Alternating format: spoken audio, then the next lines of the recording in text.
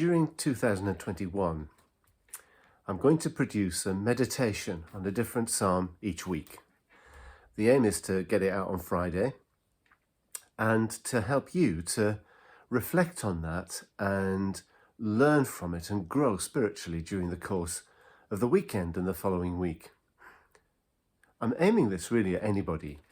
You may be a Christian, you may be a long-standing believer or a new believer, you may not be a Christian, but I'm hoping that you'll find what we're going to look at in this ancient book of songs. It's 3,000 years old.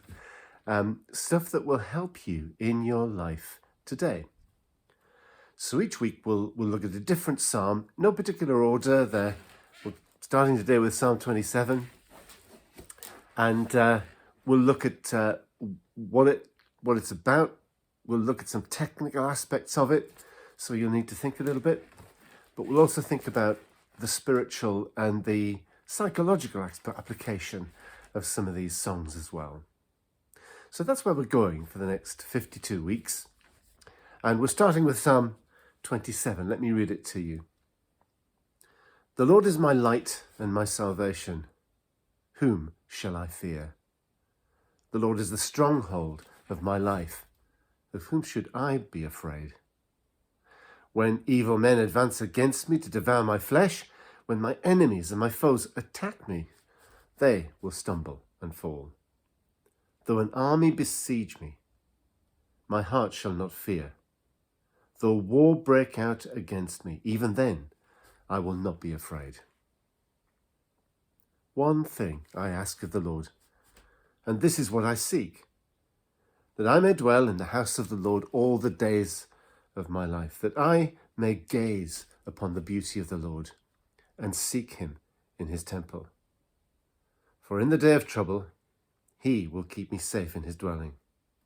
He will hide me in the shelter of his tabernacle and set me high upon a rock. Then my head will be exalted above the enemies who surround me. At his tabernacle I will sacrifice with shouts of joy. I will sing and make music to the Lord. Hear my voice, O Lord, when I call. Be merciful to me and answer me. My heart says of you, seek his face. Your face, Lord, I will seek. Do not hide your face from me. Do not turn your servant away in anger. You have been my helper. Do not reject me or forsake me, O God, my Saviour. Though my father and mother forsake me, the Lord will receive me. Teach me your way, O Lord. Lead me in straight paths because of my oppressors. Do not hand me over to the desire of my foes, for false witnesses rise up against me, breathing out violence. I'm still confident of this. I will see the goodness of the Lord in the land of the living.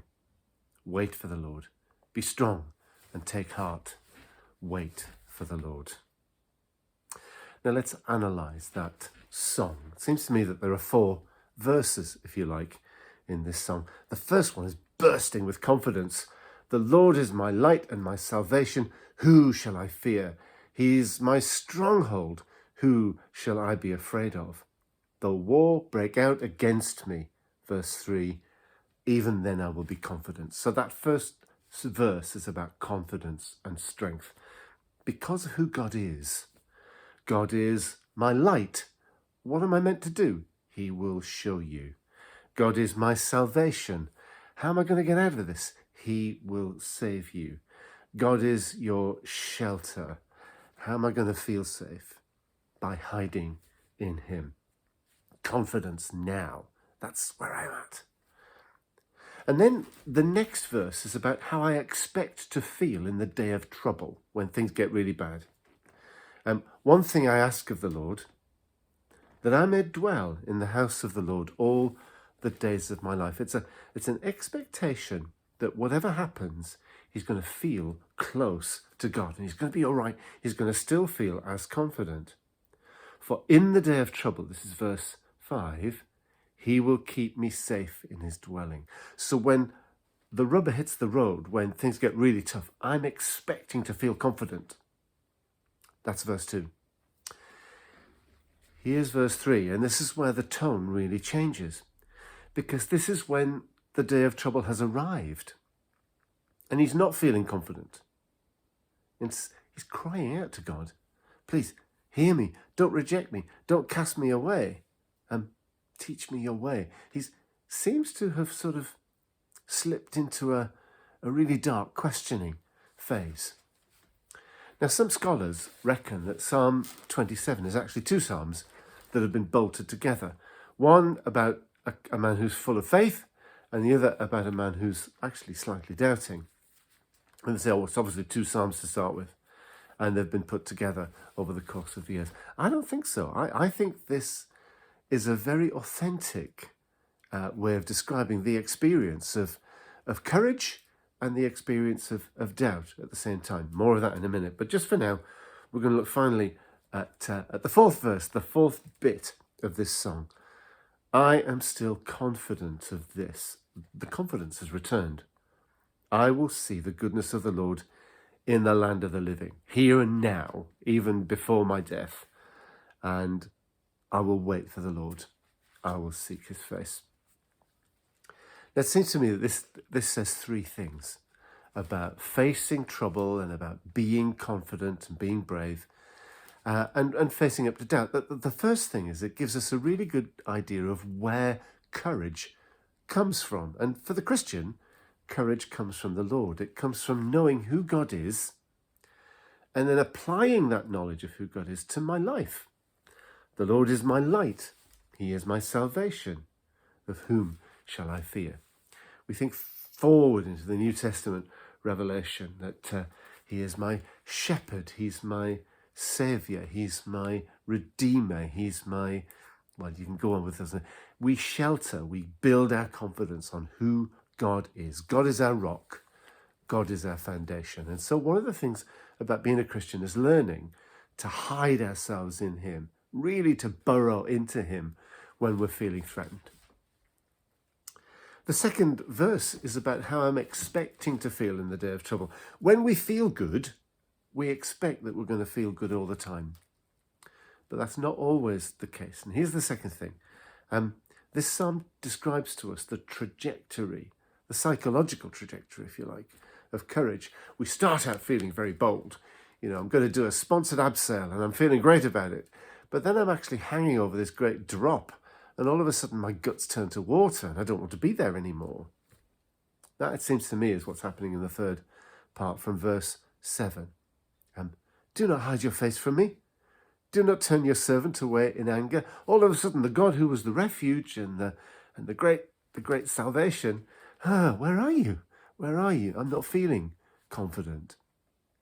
This is exactly what happens when we're facing up to a challenge. We trust in God, and then the challenge arrives, and our guts turn to water, and we don't feel full of faith anymore. And at that point, we need to learn the third thing that this psalm tells us. And, well, it's about what the New Testament calls perseverance. And this psalm tells us, third thing, about perseverance. Perseverance in the New Testament is the word we translate the Greek word hupomone, which literally means remaining under pressure, remaining under threat, remaining under danger, remaining under stress. So the folks working on the COVID-19 wards right now who go home feeling very low and worried that they're going to catch this and maybe pass it on to their families, turn up for work the following day. That's perseverance. That's hupomone, remaining under. Now here's the key. This psalm is telling us to believe in the difficult times the things we believed in the good times. To keep doing in the bad times the things that we were doing in the good times, because that takes us through those bad times to the point at the end of the bad times where we say, I'm still confident of this. I will see the beauty of the Lord in the land of the living. Perseverance is something we need to learn. The ability to Keep going when things get tough. So when things are tough, keep doing what you did in the good times. Keep believing what you did in the good times. And also, I might say, don't make big decisions when times are hard. Make those decisions when times are good and then stick to them through the difficult times. So many good things in Psalm 27. And I want to encourage you through the next week just to reflect on these. Maybe just make your own copy of this psalm, write it out for yourself. Maybe highlight a few verses that particularly gel with you, that resonate with you, and learn those verses by heart. Literally, put them in your heart where they can do most good.